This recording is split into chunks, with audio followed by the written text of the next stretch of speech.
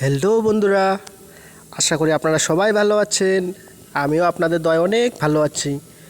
তো আজকে আমি চলে এসেছি দিনাজপুর শহরের কারল থানার অন্তর্গত আত্রাই নদীর তীরে অবস্থিত একটি বাঁধ। বাঁধটি নির্মাণ করা হয় 2025 সালে পানি উন্নয়ন বোর্ড কর্তৃক। স্থান কারল থানার অন্তর্গত ধনিগ্রাম এবং সুন্দরবন, এই দুই গ্রামের মাঝ বরাবর। বাঁধটি সম্পূর্ণ শান্তশিষ্ট নিরিবিলি পরিবেশে অবস্থিত। এই বাঁধটিতে দেখার মতো সুন্দর আকর্ষণীয় একটি জায়গা রয়েছে।